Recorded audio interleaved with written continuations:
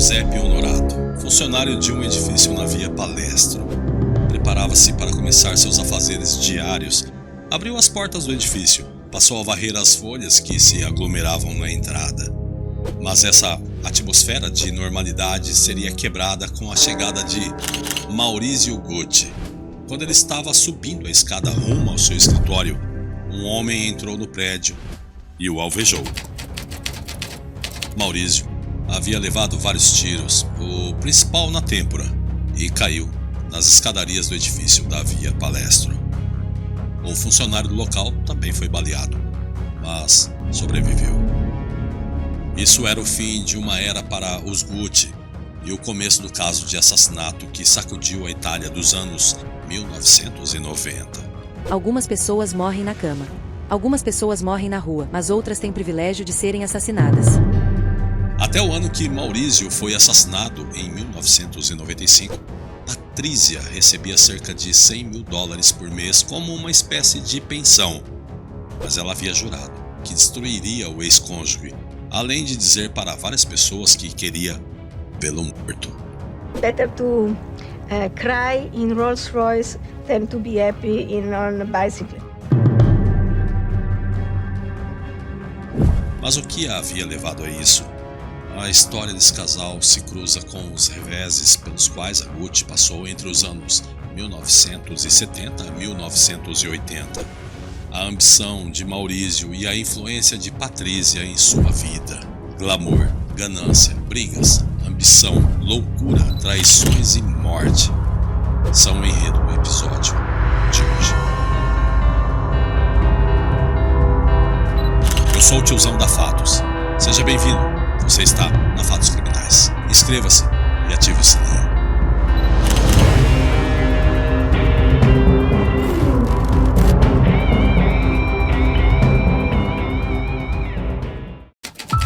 – 1970.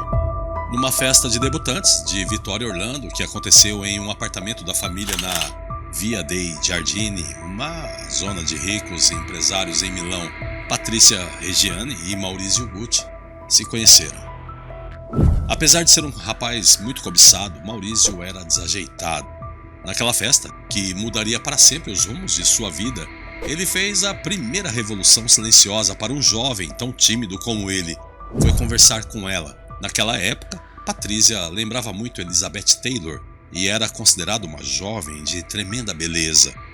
Tinha olhos violeta, como os da atriz, que hipnotizavam todos os rapazes. Patrícia não tinha um sobrenome de berço como Maurizio. Ela era filha de Silvana Barbieri, uma mulher que crescera ajudando em um restaurante em Modena, na Emília-Romagna.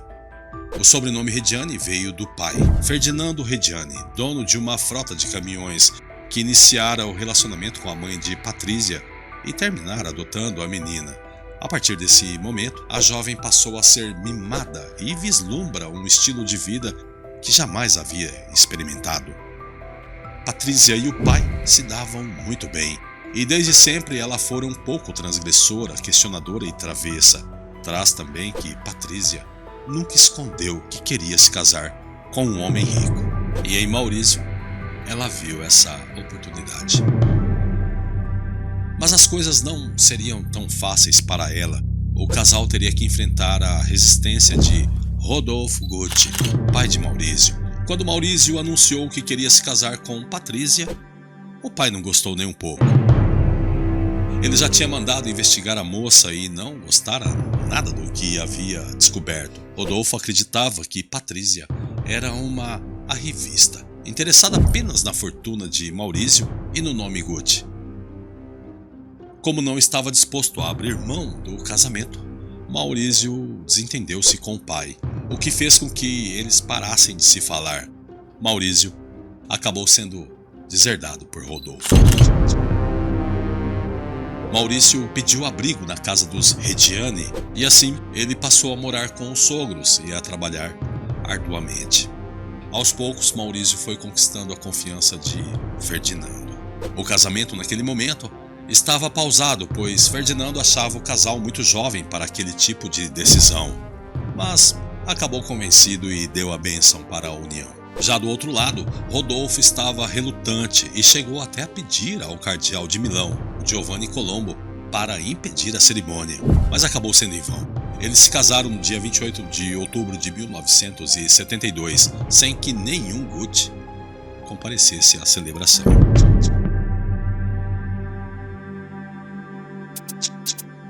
Quem acabou reconciliando pai e filho, e ironicamente, foi Aldo, o tio de Maurício. Ele já estava de olho em Maurício, surpreso por sua insistência em enfrentar o próprio pai. Naquela época, Aldo procurava um sucessor nos negócios, alguém que pudesse ir trabalhar com ele em Nova York, expandindo a marca mundo afora. Maurício parecia o tipo ideal. Acabou que o seu tio Aldo intercedeu a favor de Maurício, convencendo o irmão a se reconciliar com o filho. Os dois não se falavam há 2 anos. Não seja idiota. Se você não trouxer Maurício de volta à família, eu estou dizendo, você se tornará um velho solitário e amargo. Quando Maurício voltou ao círculo social de sua família, ele estava no céu, claro. Além de o pai estar tentando agradar o casal, presenteando-os, por exemplo, com imóveis, Maurício e Patrícia se mudaram para Nova York para que o jovem ajudasse Aldo a expandir a marca Gucci nos Estados Unidos. Foi um tempo muito feliz para o casal, que teve 2 filhas, a Alegra e a Alessandra. A partir da metade dos anos de 1980, o casal enfrentaria crises que resultariam na separação e no começo do planejamento do assassinato de Maurício por Patrícia. Voltando um pouco, quando Maurício conquistou a Gucci e assumiu o poder, ele mudou. Antes ele se aconselhava com Patrícia e levava em consideração o que ela tinha a dizer, mas depois que Domenico Di Soli, o advogado que ajudou a reerguer a Gucci nos anos 80, surgiu na jogada, Patrícia fora deixada de lado. Tras que Patrícia criticava todas as atitudes de Maurício, fato que o foi cansando cada vez mais, ela chegava a dizer que o fato de não servirem champanhe a ele primeiro significava que não o respeitavam. 1985. De acordo com o diário de Patrícia, foi o ano definitivo da separação. Antes, eles até tentaram manter as aparências pelas filhas, mas no Natal do ano de 1985, a coisa explodiu de vez. Traz que Patrícia teria ficado furiosa por ter sido desprezada pelo marido em uma data tão importante para ela. A partir daí, cada um foi para o seu lado. Maurício brigava pela guarda das filhas, afirmando que a mãe fazia a cabeça delas contra ele. Ele também passou a proibir que Patrícia frequentasse as propriedades da família, como a famosa casa em São Moritz. Foi logo depois que Maurício foi embora de casa, Patrícia conheceu uma das figuras-chave do assassinato do último dos Gucci, a vidente Pina Auriemma.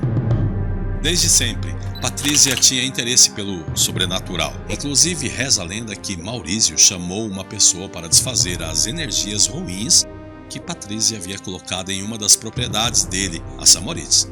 Pina foi a família de Patrícia durante aquela época difícil. A própria Patrícia conta que pensou em suicídio e, graças a Pina, não cometeu o ato.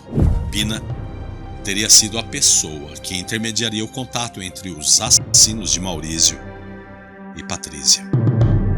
As insatisfações de Patrícia foram somando-se ao longo dos anos, mas ficaram insuportáveis em 1990, quando o ex-marido começou a namorar Paola Franti. Naquela época, Maurício havia vendido sua parte ao grupo Investcorp, ou seja, não comandava mais a Gucci. Era outro tempo para ele, um tempo de mudanças. Pela primeira vez, ele se sentia livre para fazer o que quisesse da vida sem ter que se preocupar em gerir uma empresa de porte mundial. Inclusive, Maurício comprou um novo apartamento para morar com a namorada Paola e o filho dela, e tinha planos de trazer as filhas para morarem com eles. Naquela mesma época, Patrícia descobrira um tumor no cérebro do tamanho de uma bola de bilhar. Ela esperava que Maurício estivesse ao lado dela na cirurgia, mas o ex-marido mandou apenas um buquê de flores após o procedimento, e isso foi o suficiente para despertar a ira de Rediane. E Como prova disso, algum tempo depois ela mandou uma gravação muito desaforada para ele. Maurício, eu não vou lhe dar um minuto de paz.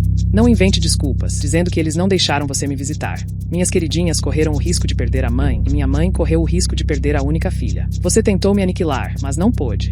Agora eu vi a cara da morte. Você passeia de Ferrari, que comprou secretamente porque queria aparentar que não tinha dinheiro. Enquanto aqui em casa os sofás brancos estão beges, o assoalho tem um rombo, os carpetes precisam ser trocados e as paredes precisam de restauração, mas não há dinheiro. O inferno para você ainda vai chegar.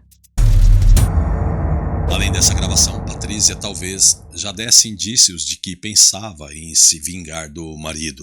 No aniversário de Alessandra, ela teria perguntado ao seu advogado, Cosimo Auletta, o que aconteceria a ela se ela resolvesse dar uma lição em Maurício. 27 de março, 1995. Maurício Gucci foi assassinado.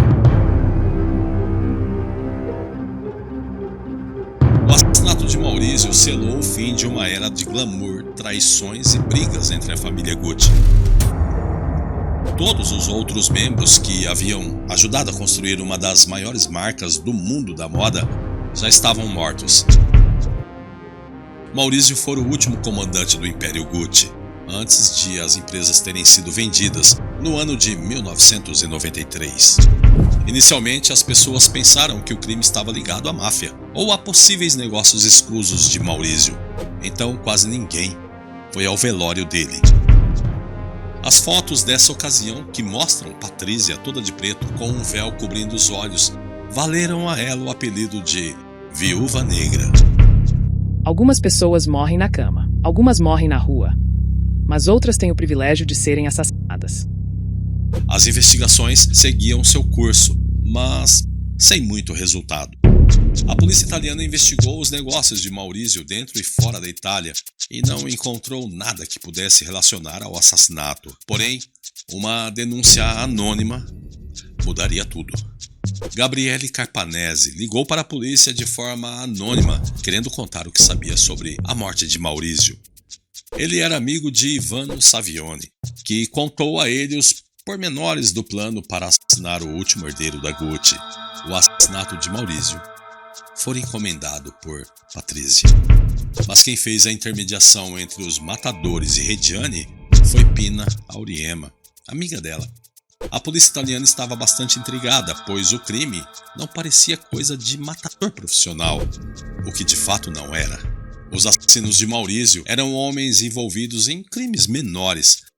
Patrícia teria pago 600 milhões de libras para matar Maurício. Para vocês terem uma ideia, Benedetto, o mecânico que atirou em Maurício, chegou a construir um silenciador caseiro usando feltro. Tudo foi muito simples, mas muito bem executado. Depois que Gabriele contou o que sabia a polícia, tinha que arrumar um jeito de fazer com que os cúmplices confessassem o crime. Para isso, eles envolveram um investigador da polícia que se disfarçou como Carlos, que seria um negociante de drogas. Carlos tinha um plano para fazer com que Patrícia pagasse mais aos criminosos. Eles se ressentiam do fato de que Patrícia estava vivendo na antiga casa de Maurício, com todo o luxo possível, enquanto eles haviam recebido tão pouco pelo assassinato. Ela tinha de pagar mais. A polícia conseguiu pegar os cúmplices pelo telefone, grampeando conversas entre Pina e os outros envolvidos. Mas Patrícia foi mais difícil. Eles tiveram que esperar mais tempo para prender todos, pois não conseguiam nenhuma declaração comprometedora de Patrícia Reggiani. Até que certo dia, a polícia conseguiu. Então, na madrugada do dia 31 de janeiro de 1997, eles bateram na casa da Corso Venezia, onde Maurício morou com Paola nos últimos dias de sua vida e que fora confiscado por Patrícia logo que o ex-marido morreu. Quando abriu a porta para a polícia, Patrícia logo disse: Vocês vieram por causa do meu marido, não é? Alguns consideram essa declaração como se ela já soubesse que tudo havia acabado. Mas não foi só isso. Antes de ser levada pela polícia, Patrícia vestiu seu casaco de pele, algumas joias e pegou uma bolsa Gucci. O investigador Nini conta que naquele momento, qualquer piedade que ele pudesse ter de Patrícia morreu. Quando chegou à delegacia, Patrícia teve que entregar as roupas e joias para sua mãe, mas não importava. Ela já tinha feito uma saída triunfal, todo aquele teatro, como se não devesse nada a ninguém. Prisão. Quando foi julgada, Patrícia alegou que estava fora de si, mas a corte não aceitou. Ela afirmava que foi chantageada pelos assassinos, mas as evidências mostravam o contrário. Uma das principais provas que foram usadas contra ela no tribunal era seu diário. A entrada do dia da morte de Maurício continha apenas a palavra paraíso, escrita em grego. Outra entrada dizia: nenhum crime não pode ser comprado. Em 1998, ela foi condenada a 29 anos de prisão. Patrícia alegaria que o tumor no cérebro havia afetado sua personalidade. No ano de 2000, a pena foi diminuída para 26 anos. Ela chegou a tentar suicídio na prisão, tentando estrangular-se com um lençol. No ano de 2016, Patrícia conseguiu a condicional por bom comportamento e hoje, aos 75 anos, vive longe dos holofotes em Milão. Seja sincero, você conhecia este caso envolvendo a família Gucci? Deixe nos comentários, eu adoraria ler. Ei amigo, não saia sem antes inscrever-se no canal, deixe um comentário e o seu like, isso nos ajuda a melhorar cada vez mais. Muito obrigado e nos vemos no próximo episódio. Até lá!